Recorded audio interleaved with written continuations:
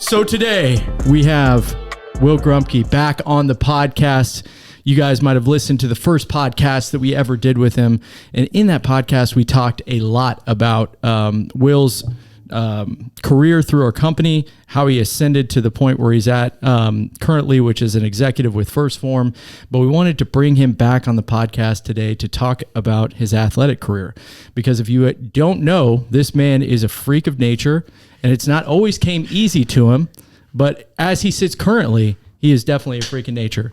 Will, let's go over a little bit of your most recent accomplishments. In 2024, you competed in Hyrox for the first time, right? It was the first time you did in 2024, and it was an hour and 1 minute, your first time you ever competed? First time in pro, yeah. My God. My God. So for anybody who's listening that, maybe has done Hyrox, most people are doing Hyrox or finishing them that are good at like an hour and 20 minutes, and I've also seen people in the hour and a half range. So to come into an event like Hyrox and do it in an hour the first time he did it is pretty crazy. Now you are training currently for what's coming up? Boston. So we have Boston Hyrox in about 2 weeks from the time that we're doing the show. Pro doubles on Friday night up there, and then Saturday night of the next weekend will be pro solo in Toronto. Gosh. So for people who are listening that might not be super familiar with Hyrox, what's the difference between doing it solo versus doing it double, and which one do you like more? Oh, man, that's a good question. Besides which shoes are the best, it's probably my most asked question. Is people, it? Yeah, that are thinking about doing one. They're like, oh, I think I should probably start with a doubles because it seems easier. Yeah. And I'm like, well, that's not necessarily true. Yeah. Okay. Because depends on who your partner is. Depends on who your partner is. And, also with that, for those that don't know, the solo and the doubles is the exact same race. The only difference is that on the station work in between the runs, you can split the stations however you want. So you can do 50-50. If you have someone that's a better, at burpees, they can do more. The other person can do less. You can, rotate every rep. You could do 20 in a row. Like, it does not matter. But you have to do the runs with your partner. And so for me, and my partner being extremely fast, runs like a freaking gazelle out there, it really pushes me to run faster, than I normally would by myself, specifically, but also like really get after it in the doubles division. So it's harder in a different way because of the intensity is so much higher on those runs. But I got to say, I really enjoy the doubles because especially being able to train with him and, have a partner and be out there together and, take it on together. Like, it's a lot of fun. So if I had to pick, I do think I like the doubles a little bit more. However, the single side is, man, there's something special about just truly testing yourself, and that's what I appreciate. Nobody to save you. To rewind for anybody who's listening, me and Will, the first time I ever started doing any kind of like cardio training, it was at the Will had challenged me at one point about CrossFit. I mean, I'm pretty sure you challenged me. I might have had a few beers. Sounds more accurate. Yeah. Might have had a few beers. We kind of covered this in the last podcast, but I had a few beers, and Will, my ego at this point was way too high. And you put a couple beers in me, and it got even higher than what it normally is. And Will, at the time, it was Sal that was like, dude, Will's the best CrossFitter, in the company. And I said, well, dude, I could be the best CrossFitter in the country, in the company if you gave me, 90 days? Yeah, I think you said 90 days. 90 days, guys. Just for anybody listening, you're not going to get good at CrossFit if you're a 245-pound powerlifter in 90 days. It just will not happen. You don't have the mobility and you don't have the cardio to do it. But anyways, we went through that open. You beat the tar out of me.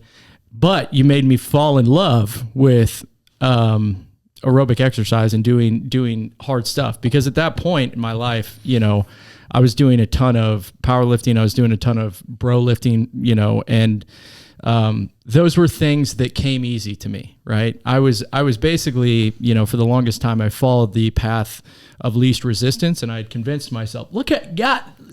Oh, wow, you got stuff pulled up on the screen. Bro. Look at that front squat. Will saves me on this one, dude. You saved me. I was about to have to bail. That's all I had when I came into CrossFit. I was like, I can front squat a ton, but when you make me run around the building, I'm not going to be able to do that. But anyways, back to what I was saying. You were the first person that was like, well, it was you, Sal, Jake Taylor at the time. Right, that was basically our crew that we had in the morning. But you guys made me kind of realize that what I had been doing for the longest time was the path of least resistance. I was always naturally strong. I was always a person that I could walk into any gym, and if you put me on a bench press, I could hold my own. But like I said, when I first started doing this, I remember we had to do that warm up when it was like you'd have to run around the building one time. And I remember being like, God, dude, this is the hardest thing I've ever done. I've never done anything more hard than have to run around this building. But because I had you guys, I kept going. I kept, and I began to fall in love with kind of what you're talking about as far as like the suffering. And, it kind of changed my life. It made me, who knows where I'd be if I wouldn't have had that intervention because, going down the path I was on, I'd already hurt my back. I'd already basically, I'd had enough injuries that I was like, I'm not going to be able to do this forever, at least I'm not at this level. And so being able to find fitness in a different way at that point in my life really meant a lot to me. And it didn't come fast at all. It was a long road. It was like, years of basically making myself vulnerable and sucking at stuff for a long time to get to the point where now I'm like average at doing those things, which I feel like is quite a bit, quite an accomplishment. So anyways, I wanted to say thank you for that, man, because you during that time, you were one of the first people that I was like, wow, how can somebody turn their brain off like that in a workout and just keep pushing? It made me level up and realize that, I could do that too, right? It's just I need to train harder. I need to do it more consistently. I need to focus on mobility, which at that time was awful for me. And it got me to a point where, it got me to a point where I appreciated training in a different capacity after all of that. So, and I'm sure you've been like that for a lot of people, especially at first Phorm. You're a person that people look at and they probably are pretty inspired by because you're easily, when you see the things you've done, Will's ran 100 miles at one time. He's done a lot of different marathon stuff. He's competed in CrossFit. He's done high level pro athlete in Hyrox. Before we get too far away from it, 17th in the world is what you guys finished. Yeah. So 17th. 17th on the world at Hyrox. So it's not like a slap on the ass, like good job you've done it for you. It's like 17th on the world. Yeah. And we talked about before we started recording, Hyrox has got some events that surpassed 10, 15,000 people doing the event. So you're not just trying, you know what I mean? Yeah. You're doing. It's just awesome, man. What's the ultimate goal with Hyrox? I haven't really figured that piece out. I want to continue to lean into it. This will be like my first full calendar year of actually training, specifically more focused on Hyrox and improving, on Hyrox. So I'm very excited to see what I can do with that. I'm also, I guess, right on the cusp of the two different age groups as far as 30 to 34, 35 to 39. And really that 30 to 39 range as a whole is still one of the most competitive, in the entire space for solos or doubles. And so again, I like the idea of, just the purity of the sport of, all right, let me focus on this. Let me compete against other individuals. It's always the exact same. So, you can see the progress in your own training. You can build a plan to that. And then it comes down to who is going to put in, the effort, the discipline, the consistency over a long period of time to ultimately get the results, that you want, which is going to be standing on top of that podium. And so, one of the goals I do know is getting on the podium at Worlds this year, whether that's in the solo division or whether that's in the pro doubles division. That's a goal, working towards that. But, past that, I just kind of look at it about a year at a time with my training. I wasn't even really planning on competing this much in Hyrox until I did one and was like, oh, man. This is fun. Yeah, it's fun, and I'm kind of good at it. So let me see what I can do. So that's kind of the ongoing joke with, Darcy, my wife, and I, because last year I was like, man, I'm just going to take a chill year. And then I just hammered myself for like 8 months. But yeah, so I don't know the end goal of it. I want to keep leaning into it and, pursue my potential here, especially as it's, to your point, identified some areas of like, okay, I need to get better with that. And, even one small instance of that is the sled push and sled pull. Being a larger athlete in the Hyrox space, I was like, oh, I'm going to crush that. I don't even need to train it, basically, and I'll be ready to go. And first time in the pro division, I got humbled by it. I was running up front with all the guys and then hit the sled push. And I was like, oh, man, my legs are on fire. And so the next run was a struggle. Came into the sled pull and probably dropped 15 or 16 places right there. And I was like, okay, I have a moment. How do I respond in this? And, I chose to just bear down and do everything I could to chase everybody down and did. Or pretty much, and ended up fourth overall, and it was a good moment for me of like, okay, you got some weaknesses here. How do you start attacking those? So it's been a good, thing for me to train, and it's given a lot of purpose to it. But ultimate goal, not really sure, but, I know one of the goals is, podium in Sweden this year. Yeah, that'd be awesome. Sweet. You will, not to cut you off, Kyle, no, you're good. You, when your fitness started, man, you're really open, and your story is awesome about, you call yourself the fat kid, right? And your fitness was something that I think at first you were driving away from something. You were kind of running from something. You were running from being that kid that was out of shape or being made fun of or just being a kid that wasn't comfortable in his own skin with his fitness. At some point, you turned a corner, right? And fitness started to be something you're incredibly confident in. And now you're running towards something, right? You're no longer kind of running from a stereotype, a body image, or this, that, or the other. Now you're kind of pursuing your potential in it. Was there a moment, whether it be, I think it probably was well before Hyrox, that you got through something really difficult and your perspective turned the corner on your fitness to where you now are confident in your capabilities versus questioning what you were really capable of because of your circumstance before you got really fit? Yeah, and I'll share the story. But before, I think it's important to say that I am more confident in my fitness now.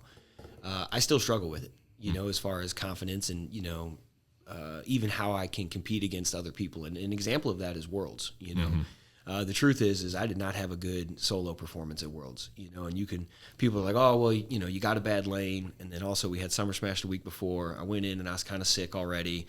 And there's a lot of factors that go into it, but, that's from the outside looking in that, people were kind of building me up of why I ran 2 minutes slower than what I had run before. But the truth is I struggled with belief, man. And, I thought about, man, I'm at Worlds. Like, there's a lot of fast dudes. Stage here. got bigger. Yeah. And, like anybody, you see on social media, all these dudes training, and you see who's showing up, and you see all this. And, again, I'm definitely more confident in myself. But, man, that race was different. I struggled compared to all my other, Hyrox races with being able to control my mindset and lock in and go from a confidence standpoint.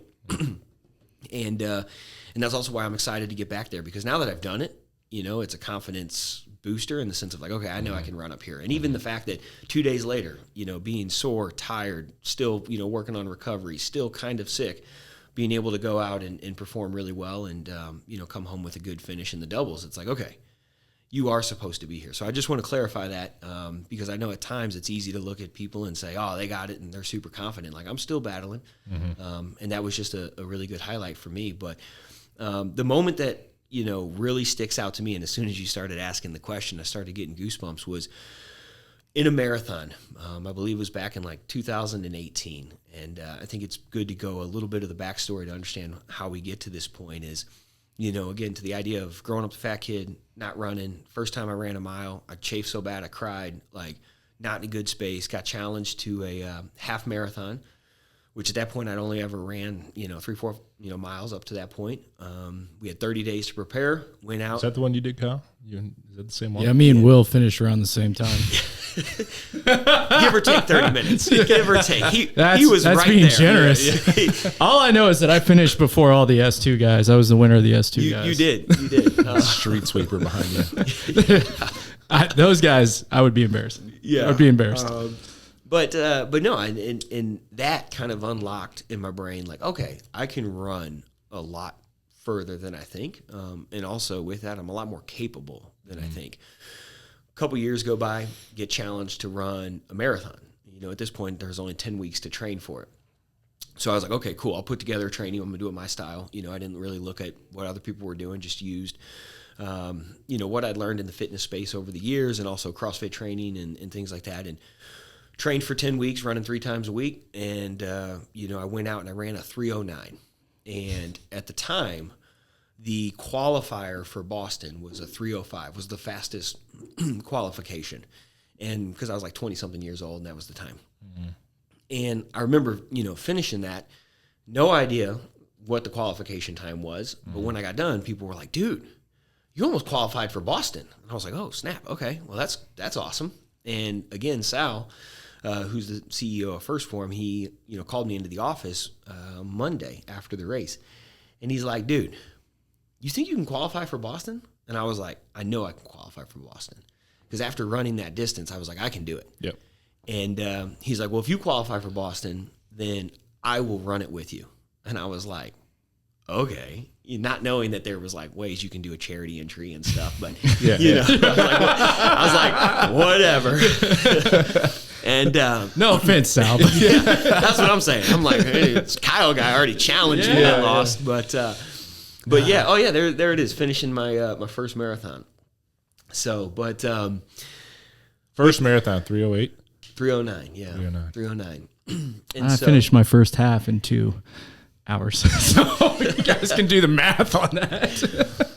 But so I started looking, and I was like, okay, well, I'm in shape right now. I'm gonna just go for it. And again, not listening to anything on the internet that they're like, oh, you need X amount of time to recover from a marathon or whatever. Mm-hmm. And I was like, no, I got this. And so I found one 2 weeks later in Illinois, and I was having some Achilles issues, problems, so I didn't do any running really, except for like one run between the races.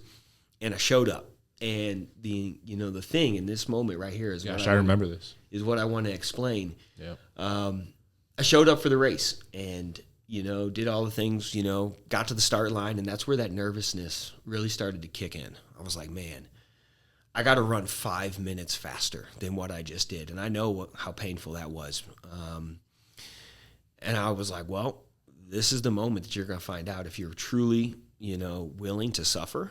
And, how I positioned it, a man of your word to yourself.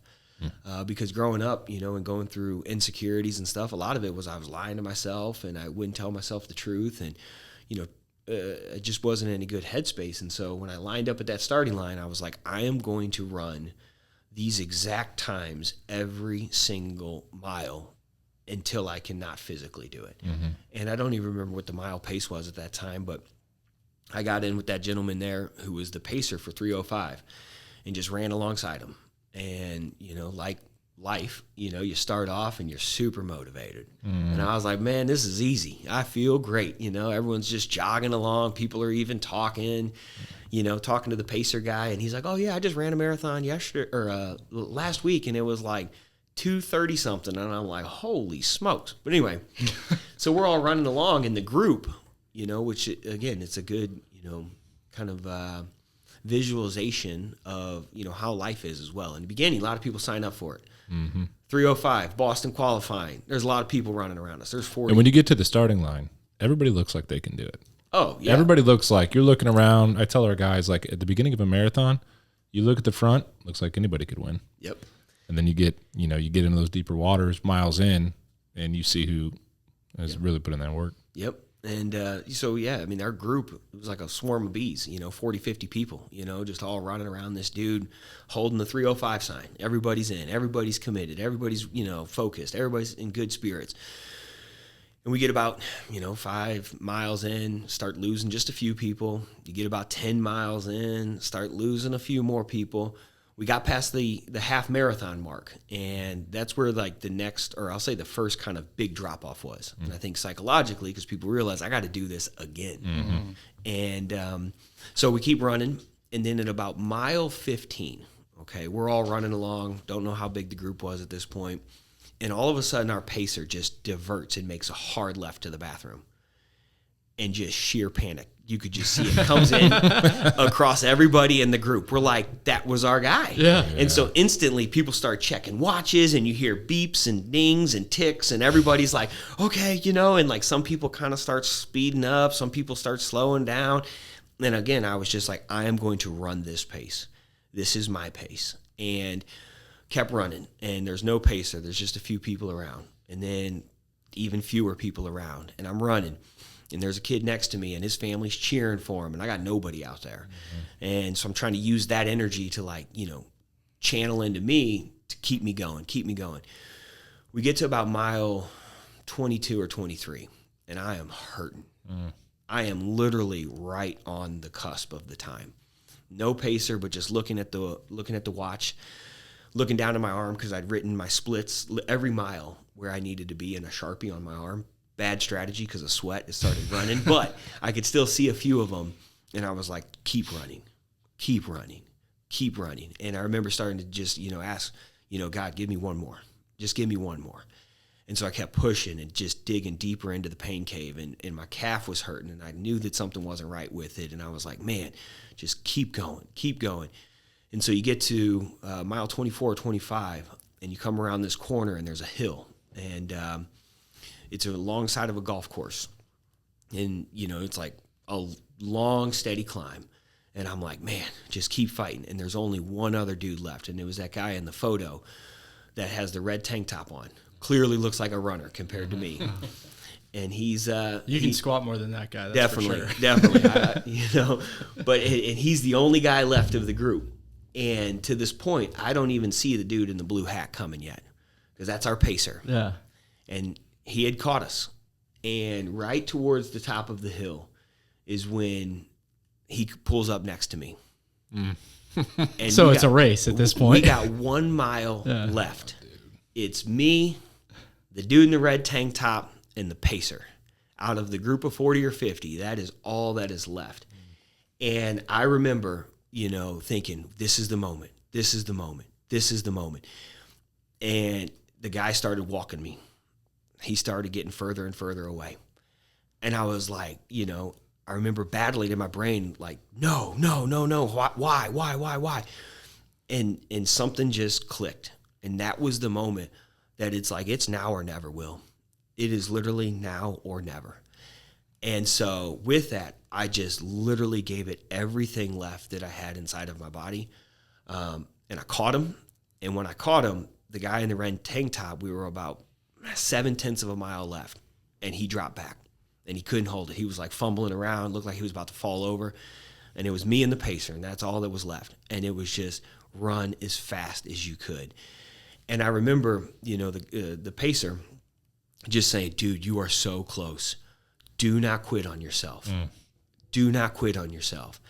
And then with that, I started running just a little bit ahead of him, And I remember you come up this ramp, and then they make you run down through the tunnel, so you end up on the U of I football field. And my legs were so like shot that smoked. I come down the tunnel, and I'm like bumping into the wall, trying to like keep myself up because I can't stabilize myself, and come out on the field. You look like it in these pictures, brother. Yeah, dude. And I come out on the field, and it's like 50 or 60 yards to the finish line. And it was literally everything that I had to cross that finish line. And I collapsed, you know, not too many steps past that. Had to be wheelchaired off, taken to the EMT, you know, tent and all the stuff. But that's the moment. Did you run? Is that your pace when you had to go to the EMT? Uh-huh. I had done 100. You had the same thing. 130 miles of work before that, but no, it wasn't my same pace, Kyle. Will, that moment, dude. Like I've got some like sympathy is not the right word, but like it's a turning point, and it's like a turning point in belief and confidence, and it's also a space that like it's such an experience that nobody can take from you. Like they can't take it. Like take everything, strip everything down, and it's like it's yours. And we joke about it, but I provoked a couple of our guys in the last few weeks. So like they started to run will show me like, I ran 4 miles the other day. And I'm like, you ever run a half marathon? I'm like, no. I'm like, oh, okay. All right, well, that would be cool, wouldn't it? Yeah. You know? And I've challenged a couple guys that are not runners, and they went out and did it. And I'm like, I don't care about the time, you know, right now. Like, it doesn't matter. But it's an experience that they can't take from you. And specifically when you get to just the complete and total end of yourself, whether it's in a 10-minute workout in CrossFit or whether it's in a qualifying for Boston, there's such a shared mutual respect for people that have been there. And it just, it is the studs of the house, like it is stripping it all away and rebuilding it with tremendous confidence. And that makes a lot of sense, that's kind of that moment. What's the self-talk? We talk about, workouts that are an hour long, but you do things that are substantially more than that. And you also had a post that you recently posted that I hated, which you were like, you should run without headphones. And I'm like, shut up, Will. I love headphones. But anyways, what's the self-talk that you have, began to tell yourself, or people could tell themselves when they're running like that? Because, for me, one of the hardest parts of running, especially at that distance, it's not the physicality of it, even though you pushed yourself to the actual physical limits. Most people give up in their mind way before they give up, by the time, before their body falls apart. So what would be some self-talk that you have found to be helpful for you? Yeah. Or what do you think about? Maybe you don't think about anything. Yeah, it's kind of shifted. But to the idea of running without headphones, that is the very first place to start. Because before you can self-talk, you have to know the conversation that is actually happening, right? You have to be aware of the thoughts. You have to, put yourself in the uncomfortability of silence. And really, it's just you, the heartbeat in between, that you hear, your breathing, and nothing else. Because especially in today's world, like, our attention is always going left, right, this, that, the other thing. And we can be so distracted that, without truly taking the time to put yourself in those spaces to where you can listen to yourself and experience that, you're never going to meaningfully be able to build mental toughness or a talk track or even confidence in yourself, because you don't know the conversation.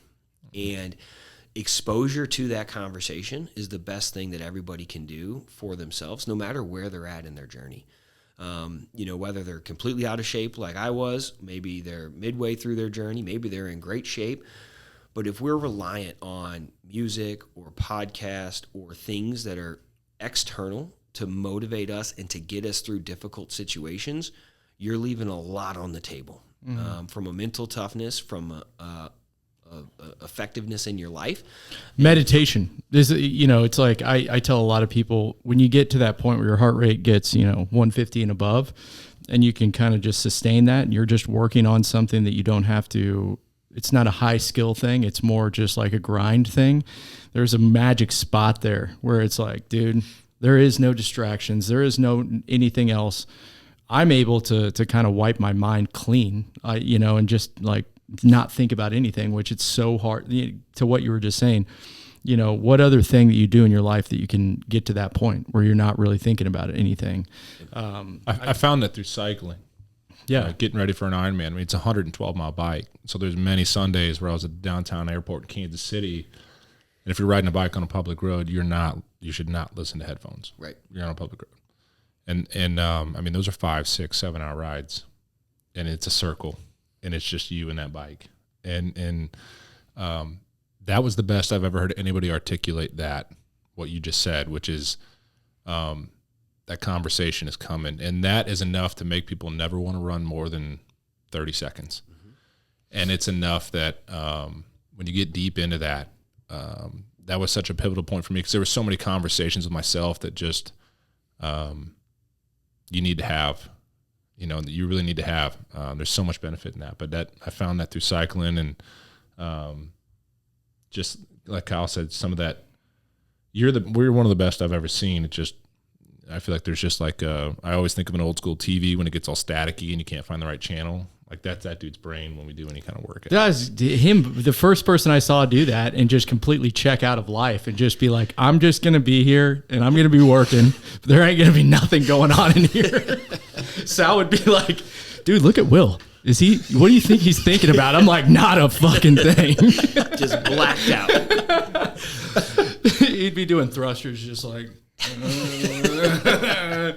51, 52. Just grunting going on in your brain. Holy hell. But anyways, I always admired that about you. And I was like, man, if I could get my mental state there, because in the beginning of running or the beginning of any kind of like activity that you're not good at, it could be, literally anything in regards to fitness, you have to basically accept that you're going to suck at it. And when you suck at it, the self-talk that you have with yourself is so hard to get through. It's hard. It's not healthy. Because you're literally just sitting there. You're like, this sucks. I suck at this. This doesn't feel right. I'm not in the right position. I'm away from my family. I'm away from my wife. I'm away from, yeah. It just all starts coming in. Yeah. Yeah. That's when Ironman training for sure. You were going through that because you'd be like, I'm going to be gone away from my wife. And I only taken Sundays off and I was like, I'll be back at like 5. Yeah. And that when that race came around, and it like that was the fuel. Mm-hmm. It was like I have put a lot of people through this, and I have had a lot of support through this. And it's like it's time. Like, dude, you're at the end of your rope. But it was one of those moments where, and I did not have as successful of a marathon as you, and I made some mistakes in nutrition, but it was like, it's time to just suffer because there's a lot of people here that have sacrificed a lot to get you here, and you don't really have a choice. Yeah. You got to make it happen. What's your advice to anybody who you work a ton? You're an executive at Phorm. You have a team underneath you that counts on you from a work standpoint, but you're also you have the pressure of being like the best one of the best athletes at Phorm, and so you're expected to perform. I mean, it's not said like this internally, but you are expected to perform from a physical standpoint. You're also expected to perform from a work standpoint. What advice do you have for somebody who's trying to fit fitness in their life, but they feel like work it's hard to juggle both? Yeah. Well, the truth is, I mean, it is hard to juggle both, right? So. That's step one. Yeah, first and foremost, but in a very true manner, like when you set the expectation of that, okay, the stress of that should go down, right? Because a lot of stress comes from the difference of expectation and reality. So people, they build these things up in their brain where it's like, oh, it should be this way. Well, if it's not that way, then it doesn't matter how it should be. You have to deal in reality, and then you can actually make a plan from there. And right, so that's where I realized when I was, insecure and inconfident and, working on myself and all these things, to learning to deal in reality and to speak the truth, both verbally to everybody else, but also to myself internally. And so, yes, it is extremely hard at times. However, that doesn't mean that it's impossible, right? And something that I would do is, early on when I was in the CrossFit space, I believe it was Julie Fouché or whatever.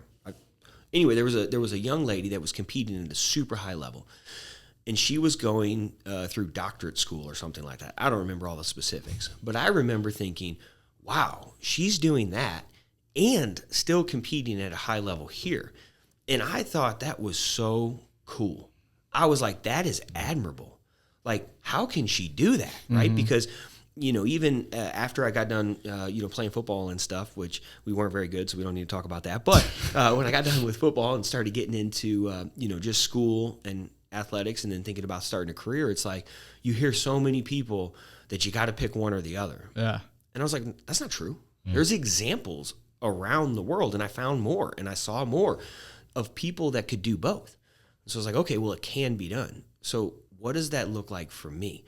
And that's where through the trial and error and, sometimes maybe being too much on the work side or too much on the workout side or too much on whatever, you have to work through that uncomfortability and figure out what does that mean to you. But both can be done, and you can be successful at both. And then you add in a relationship. You can definitely have fitness, a relationship and a career if you're willing to work for those things. Mm-hmm. And for me, that meant, removing a lot of things from my life, right? And that meant really understanding what are my goals and what do I want to invest my time into. Not what society tells me I should do with maybe going out late and drinking or brunching all day on Saturdays and Sundays or doing this and doing that. It's like, well, I don't really want to do that. I want to do these things. Okay, well, how do I prioritize those things and work towards them? And then I also learned inside of there that, proper intent of whatever it is that you're doing is how you maximize those areas. Okay, because again, being overweight as a kid, I thought it was a math equation. So just work out more, right, for longer, and eat less, and I'll be jacked. Okay, well, that's not true. Wait, that's not how that goes. That's not how that goes. What the hell? And so, like, just showing up to the gym and being there for 2 hours, while it might feel good for my ego, what I learned is like, well, I didn't really work out for 2 hours. It's no different than people that say I work 10 hours a day. Do you really work for 10 hours a day, or are you in the building for 10 hours a day? Scrolling a phone. Half of it. It's like, so this is where people are, again, to the idea of, not being truly honest with yourself. And I was one of those people, and still I know that I lie to myself in some capacity. I think we all do. But the goal is to minimize that. And so for me, again, thinking about what do I really want, what really is the challenge, and how do I consolidate the things that I am focused on so that I can improve my intent behind those things and the effort behind those things and maximize those things to get the outcome that I want. Which for me, my very first vision board was to win the CrossFit Games at 50 years old. I wanted to be the fittest in the world. I remember you telling me this. At 50, yeah. Right? But I remember thinking like, what, dude, you're good now. Like why are you pushing it out till 50? You were like, dude, I got a bunch of work to do. Yeah. Well, there's a big difference between, again, like when I'm in leaving college, starting a career, looking at where I was at in fitness versus like Dan Bailey and Rich Froning. That is a huge, gap. Yeah. And also knowing that like it's very important for me to build my career to provide and protect for my family in the way that I want to. So I'm not going to sacrifice that. So understanding, the goal is accomplishable if I give myself more of a runway to close the gap on the physical fitness that I need to do that, knowing that I will be more disciplined and I will work harder than most people in the world. So over time, there's more days that I'm inching closer, and I'm inching closer, and I'm inching closer to ultimately be able to do both in a successful manner that I want. It's not going to happen in 1 year or 2 years or 3 years, because like there was a gentleman that I trained with all the time, great kid. We went head to head in CrossFit. I went, more towards the career standpoint. He went more towards the CrossFit. He did more in CrossFit than I ever have up to this point at a young age. Great. He lived that life. He was all about it. His career, though, was down here compared to where mine is. And it's just a difference in how are you going to spend your time to where now, 10, 13 years later, I like to think that I'm in a really good spot for myself and for my family, which is ultimately what is most important, to me. So that's kind of how I look at those things of being able to balance both. It's like, well, dude, you can do both. Yeah. But you got to narrow your focus on what's truly important and set a realistic expectation. It's going to be challenging, and then work towards those things consistently. Yeah. Yeah. I mean, this is a conversation that me and Jeff have a lot because, he battles with, the motivation to work out a lot. And I always tell him, I'm like, man, you have to get yourself to the point where you fall in love with the grind of a workout, to where the stress relief aspect of a workout, to where it's like, once you can kind of get yourself to that, then you will prioritize it. Once you can actually get yourself to the point where you start seeing the real benefit of what it does to you mentally, then you'll be like, I have to carve this point. I have to carve this little piece out of my day, because if I don't, I'm going to kill somebody. You know what I'm saying? Do you still get that out of working out, or is it because you train at such a high level, is it more looked at like, these are the things I have to do to get to my goals? I would say both. Yeah. If you ask Darcy, like she knows when I just need to go work out. Yeah, you kind of get fidgety. That's kind of how I am. I'm like, dude, I got to go do something. Or I'm just not mentally present for her, which isn't fair to her. And, whether it's like when we were in Idaho on vacation and I would just go run in the pitch black in the morning because I was like, I just need to go run. I just need to go do these things. Or even just, half marathon, by the way. Yeah. Who does that on vacation? But it's, and then there's like, weeks where, Mondays, Tuesdays, Wednesdays, they're fast. They're action packed. They're my most loaded days where it's like, I just have to go relieve some stress. I just have to go do something. And, again, to the idea of like, all right, yes, I want to train at a high level. Yes, I have big fitness goals, but, my physical fitness doesn't define me as a human. I don't allow that to. What I'm capable of fitness-wise doesn't, define the value that I bring to the world. Just like, working more hours at work doesn't define my value to the company. It's the impact that both of those things can, have. And so, even to the idea of like my training program is very unstructured compared to most people, especially those around me that I compete against. It's very unstructured. I have an idea of what I need to get done within a week. I'm like, 2 strength trainings, definitely 2 runs, probably 2 Hyrox. I'll figure out everything else and go from there. But yeah, so I need that alleviation. But then I also, I really, just keep leaning into the discomfort of that workout, no matter what the type of workout is, and pushing that barrier right to the intent needed for it, to know that that's ultimately going to get me towards my goals. And what I mean by that is, there's different, purposes of different workouts. And just running yourself into the ground every single workout is not, the most effective strategy. I used to try to do that. Mm-hmm. But that's where kind of that maturity in fitness comes in, where it's like, okay, I got to be a little bit more disciplined here, right? And a little bit more structured and focus on the right intent, the right effort for what I need to do to ultimately get me where I want to go. And that's the strength training. And specifically right now for me, the speed work. Like I need to work on speed. So I prioritize that and I go do that. Yeah. The prioritizing of and not running yourself into the ground every workout has always been a hard thing for me, because it's like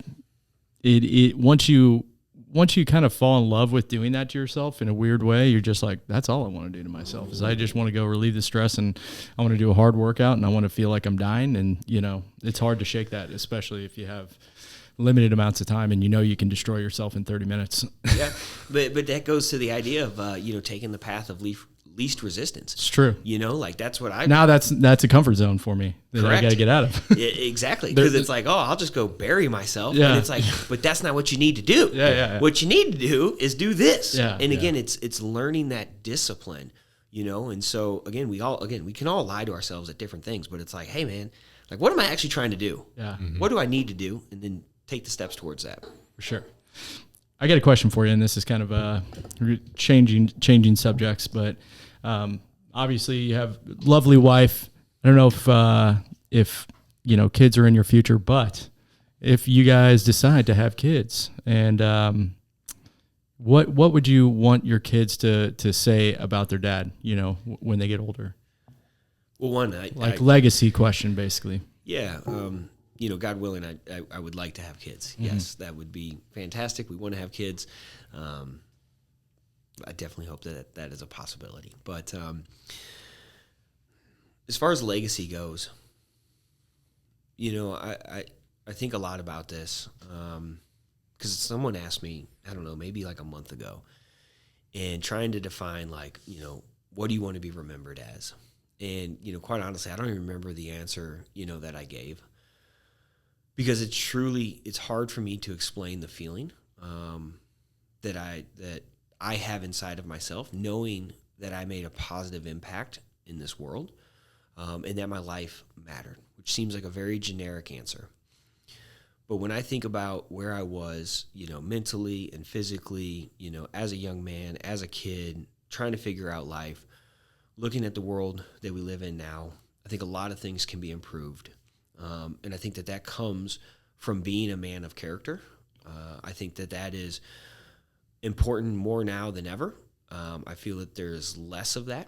And so truly being a man of his word, someone that is, intentful with their time and their opportunities, someone that doesn't take life or things for granted, and that is selfless, in how they, give back to the world around them. And specifically what I'll say is the give back piece, because I truly believe to be selfless, you have to be selfish. In learning that, going from being a people pleaser where I just wanted to help everybody, the quality of help I could give someone when I was insecure or overweight or financially, not in a good spot was very low. The only thing I could really do was just kind of show up. I didn't even have a truck that we could move furniture in, right? Or I didn't have a vehicle. I was a low quality helper, which you can't really make a lot of impact there. And so when I think about it, the ability to build, my life in pursuit of my potential, that God has given me and these gifts and uncovering these, and then be able to be an example of a positive path, maybe not a perfect path, and there's other paths that you can take, but to be that example, definitely for my family and my kids, but for anybody that I can come in contact with and then give back to the world in a meaningful manner is very important to me. And if I could, summarize that up shorter, I would, but that's truly what drives me and what I hope that I'm remembered as when my time passes. You got any other questions? I don't think so, man. You touched on a lot of things. I think more or less, dude, I've looked up to you for a lot of years, and a lot of our staff have, and just consider you a good friend and somebody that, when I tell people, I take a lot of pleasure in telling people this, because I'll have some people, I train at Lifetime Fitness here in Kansas City, a lot of members, and I see some 1P gear, I see some trainers, I see people, and I'll get asked about, on a couple of occasions, you. And I will tell people, Will Grumpkey is who you hope he is. And I tell them that with confidence, and I don't speak about many people like that. And so, the impact you just talked about wanting to have and the things that you want to accomplish and, what you hope to be remembered for. I mean, you were on that path, dude.